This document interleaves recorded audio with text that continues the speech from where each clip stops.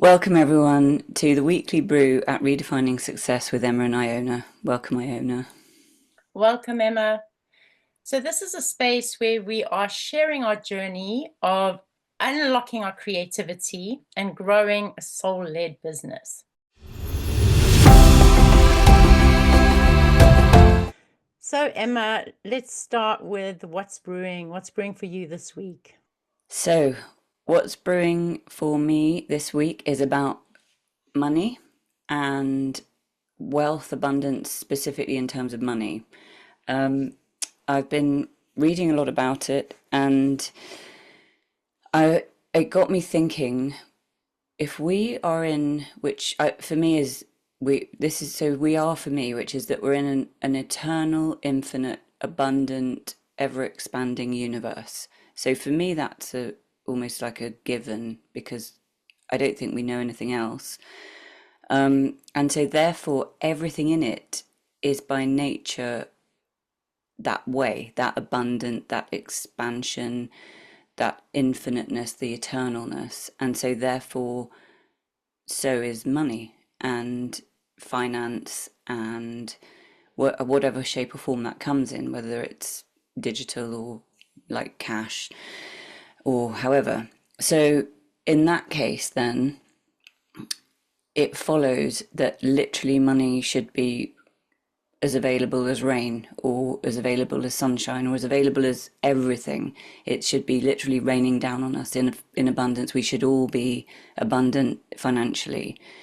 And obviously we're not. There's a massive poverty mindset in all of us, probably ingrained because it's so cultural, and that only a few people are able to reach mind-blowing wealth status. And I don't think that's true. And so then how then do we access that and then hopefully teach others to access it? So obviously we're on this journey to doing that because we're here at Redefining Success saying, well, universe, it's like an experiment, it's our personal experiment that we're sharing with you all, because we're saying if this is true, if there is eternity, infiniteness, expandingness, abundance, joyful creativity, then it follows that this will come raining back to us if that's what we're living.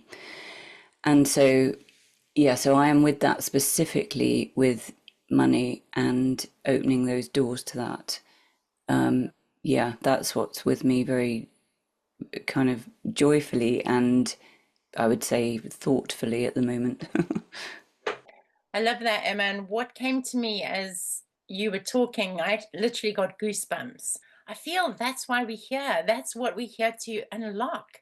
Yeah. And you mentioned that you don't believe it's true. I don't believe it's true either. I believe that we are all locked somehow in a massive, gigantic lie that life is a struggle, that we have to struggle, that it's difficult, that there is lack, and we're all in poverty, and we've got to sell our labor Mm. to survive. And we spoke last week how this seems to be connected to an old idea, connected to the Industrial Revolution, and probably going back in our history where Mm. we had that survival mentality. And of course, that's deeply ingrained in our nervous system. But Yeah. I'm feeling like there's a shift in consciousness at a collective level, and something new is becoming possible. And I feel like you and I are at the point of holding this for our collective evolution. And it sounds rather big and grand, but that's we each have something to bring, don't we, to the pot. Yeah. And for some reason, you and I have been brought into this business, into redefining success in some magical way, which our Mm. logical minds could not have come up with. And we've been taken on this journey of the unknown, which is unfolding step by step. It is turning to be about abundance, working on our business, unlocking our creativity, unlocking that magic porridge pot at the center of our core, which each of us Mm. has. And I think that is the lie that we had to throw off. Yeah. Yeah, I think it is too. And it's well, I really like listening to quantum physics because there's that the quantum physics is for me catching up with what healers, shamans, spiritual workers have done for eons. They've known it through the energy work that they do, and now quantum physics is coming in and sort of proving what these people know in their blood and in their practices. And it's the idea that I think part of the limitation is that we are in this eternity, which is extremely difficult for our brains to grasp. I mean, I think it's probably impossible. The level of billions and trillions of stars, planets, universes, cosmoses, whatever, is too much. So already then our brain has to make a boundary around that. And also what we are, in a sense, like physically at least, our bodies are finite because our bodies will die and decay. And regardless of what we all think about with soul or spirit, which may or may not go on, who really knows? I think we probably don't really know if we're 100% honest. We've got our own ideas and beliefs, but actually, fundamentally, we don't really know what happens. But at least we know our bodies will decay and go into the earth or ashes, whatever. And so then that immediately is bringing limitations, because what we see around us with the cycle of life, with birth, life, death, is a finite process. And I think that partly feeds the idea of finite resources. And whereas actually, if we think about expansion, eternity, infinite energy, which we're also made up of, and who knows what happens to that when our bodies die, then the limitlessness is so intensely massive. How do we harness that and embody it so that we can actually bring something into fruition from it and receive abundance? So we've got all this abundance available, but because it's finite, death is so harsh and seems final, in a way they contradict each other, but actually they're part of the whole. And so they don't really contradict each other, because everything's a continuum of birthing, dying, living, being.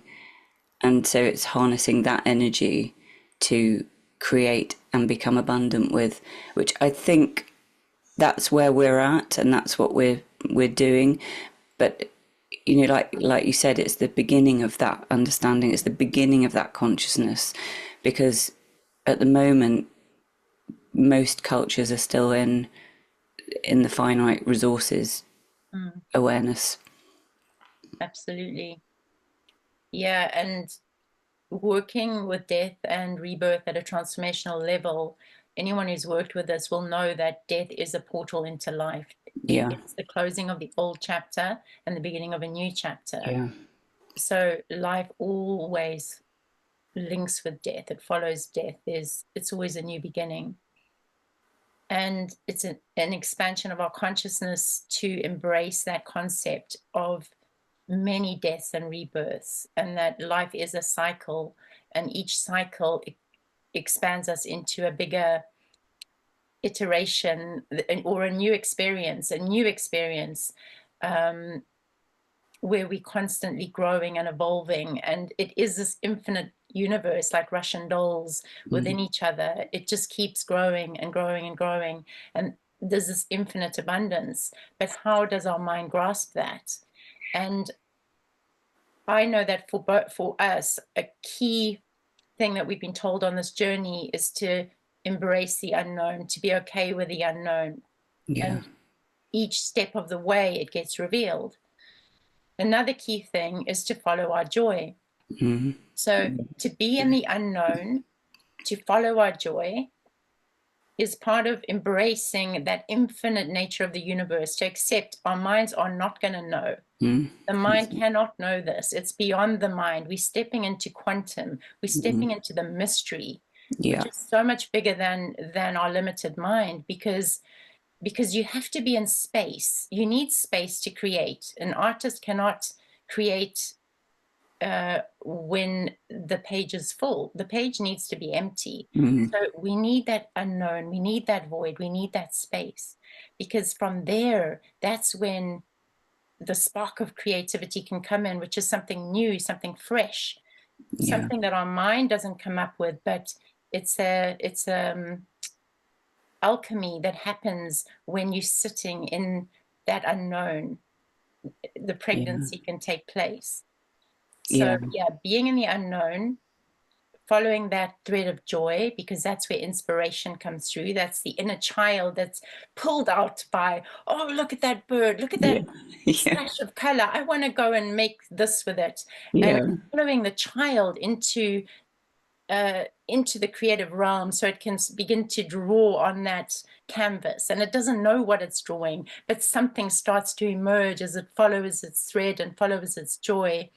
And then you get, the craftsman that comes in and starts to turn that, that sculpture, that block of stone, and to chisel it and to make it really fine, Mm. and until there's this finished product where, oh yes, that's exactly the feeling of what my soul was wanting to express, and Yeah. suddenly there it is outside in the external form. Mm. And I know for myself, I'm going on this journey of creativity. I'm learning to be that master craftsman of what it is to sit in the unknown, what it is to follow my joy, what it is to allow my inner child to lead me, and then to hone my craft into that perfect note that my soul wants to sing. Mm. Yeah, that's so beautiful. And I love that we need the space, we need the unknown, we need the blank canvas. And yeah, that really speaks to me in terms of the continuum of everything, and that really that blank canvas and the unknown is always available to us. It's always there is always space, but we get bogged down with life and the limitations, and then the limitations come in, and then things seem not possible, or there's no time, or whatever things we tell ourselves. Whereas the truth is, there is even a tiny bit of space available at any time, and there's always the continuum. And I remember after, when people have died in my life, and finding it really strange how life continues afterwards. So the buses are still running, people are still going to the shops, kids are playing in the park, and yet, I've been going through a massive loss, and I think, how can life still be going on? And I think that's a good analogy of it. And in terms of money, if we look at it from the money perspective, which is my pondering at the moment, it's that's the same in terms of money, and thinking, well, yeah, money is still here. It still goes on. There is enough for everyone, which is obvious, really, to us, just in terms of the billions and billions and trillions that are around. And so if that's a continuum, then I can definitely step onto that. I can definitely open the door to that. Mm. Just as if the kids are playing the part, but I'm grieving, or just because that's the analogy I'm using at the moment, but there's a part of me that will recognize that joy, even though it's hard to access it for myself. There is a part that knows it deep within. And so it's the same financially. There'll be a part, even though maybe we feel we can't, or we haven't got enough, or that we can't access lots of money at the moment, it's there. And so there's a part that recognizes, even by the dreaming of it, even by the wishing of it, or the desire of it, or the wanting of it, that means that there's a door available to access it. And it might seem impossible at the time, but because we recognize that within ourselves, and because we have the dream and the desire and the wish, that means we've already opened the door to it. And so there's something then about receiving. So it's like, how do you then receive it? What needs to open up within me to be able to receive? And where have I been told that I'm not worthy to receive, or that my family culture is something around, these are just examples, but if it's a scarcity family culture, or there's never enough, or we can't afford this, or we can't do that, maybe it's time to look at those and see, are they really true? Is that really a truth within, or can they just go? Is that an illusion, a lie that that yeah, that is like a collective experience as well as an individual experience? Yeah, I definitely relate to what you say there around receiving. It's been up for me this week as well, where I noticed a number of occasions where people have wanted to give me money or wanted to pay me, friends of mine, for things I've done for them. And my immediate response was, no, you don't need to do that, kind of blocking it. And then I noticed this and I said, why am I doing that? Because I have this fundamental belief that they don't have enough, that there isn't enough, and therefore I can't take from them because they'll be short. So there's this overall feeling that there isn't enough, that there's lack. So I shifted it this week and I said, okay, if I get offered money, it's going to be my challenge to say thank you and to receive it. So Yay! to really be That's open to it. that and to trust there's enough. And Yeah. I need to receive from them because then it creates a space in their field for them to receive more from wherever that's going to come from. Because if they can't give, Yes. they can't empty out and No. receive more. So we need to be in this flow of Yes. giving and receiving. And as I'm giving, I'm emptying out, I'm creating that space for creativity to flow in. And what I was with this week is how intimately linked creativity is with prosperity and money and receiving, because the more that I access my own innate creativity, this unique piece of me that wants, that inner child that wants to create and express, that is me accessing the gold within me, what I have to bring, Yes. what I have to offer. And it's so sweet to my soul. Just bringing it through is such a gift. I've spent all week writing, and I just absolutely love this process because it feels so attuned to what my soul wants to bring through, writing transformational stories and accessing it. Just bringing it through is a gift for my soul, whether I do anything with it or not. But then being able to give it and then know that I can receive back from it. I can receive, I could, offer these stories and receive income from it. And in a way, it creates that flow of prosperity. Yeah, it does. When I access my creativity, when each of us accesses our creativity, that becomes our gift. And then people want to pay us for our gift, and it creates this circle.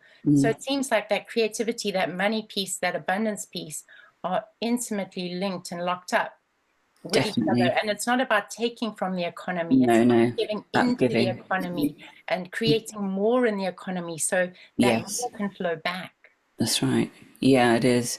I read a really good quote, and I can't quote it exactly, but I read it this week by a lady called Sarah McCrum. She's written about money, and she said she said something along the lines of, if we're making money, that means we're providing. For we're providers, and so people pay us. And if we're spending money, we're creating. And I thought, wow, and that's just what you've said. We're actually giving to the economy. So both ways we're giving to the economy, whether we're providing, and so the money's coming our way, or if we're spending the money and then it goes in. And so there's this beautiful giving and receiving, and that is an abundant eternal force. I don't know if it's like a natural law or something, but in a way, it seems like that's life, giving and receiving. Like food, the earth provides food, we eat it, we then fertilize the earth. There's this whole cycle which is all about abundance and eternal resources. And money is part of that. It's our current way of exchanging things. It's a current method of exchanging. Like years ago, we did bartering. We don't barter anymore, particularly. Maybe some people do, but generally we don't. Money is the exchange mechanism. And that, by being part of the universe, is in abundance. And so this is the shift, I think, which is starting to happen a little bit. And with that comes releasing the illusion that we've been told, like money is the root of all evil, or the love of money is the root of all evil. All those kind of things that were basically brought in to keep people in check and to keep them controlled. That's Mhm, all they were. They're just mhm, stories, illusions to make sure those at the top governing, those in power, can keep all the money and make sure that no one else has it. mhm. And that isn't a lie. That's a lie and an illusion. And I hope that we're all beginning to wake up to that, to know that life is abundant and therefore money is too. And we can all be rich in terms of money, wealth, and abundant. You know, like Iona and I aren't saying that's the only thing. We're talking about joy, creativity, and abundance, but that is part of it. And we're not saying that we just want to be joyful and skip around like kids all day. That's part of it, but we also are saying to the universe we want a really good financial life as well. Mm. And And I think that that's a lie, that they two different things. yeah, What we're finding out is that I'm getting this figure of eight as you were speaking, Emma. yeah, The inflow and the outflow. As you create, you connect to your joy, you connect to what your soul wants to bring through. It's this childlike joy, and it comes back out through the figure of eight, and it goes back into the economy, into what you're offering, and it brings others joy, and they give you money, and that comes back into you, and it enables you to create more. So it's this yeah, infinite flow through the figure of eight, that infinity symbol, that symbol of wealth. I think it's in the Chinese culture, it's a symbol of wealth. But yeah, yeah, it's a lie that they're separate. Joy, yeah, it abundance, is. creativity, having what you need is part of the infinite flow. When we're in alignment, when we're in true soul flow of connecting to our gifts, connecting to our creativity, prosperity is flows as a consequence of that, as a part of that, and they're Yeah. not separate. No, they're not separate at all. And I think there's another thing. Well, what's come up for me this week is that there's a lot of pleasure in receiving money and a lot of joy in that. And what has come up is also shame. And I think that that is a big thing as well, that there's this the the difficulty with lots of us about receiving, and then when we do and we do in a joyful way, what are the underlying things that have been that come up? And it's about pleasure. Is that there's a lot of shame in any sort of pleasure that we've been told over the years. You have to work hard, you have to do this, you have to do that. There's hardly any pleasure in life except some recreation at the weekend, or maybe a bit after work if you're lucky, or after school. I think life is supposed to be joyful, abundant, happy. We're supposed to connect with each other. We're supposed to laugh with each other and release.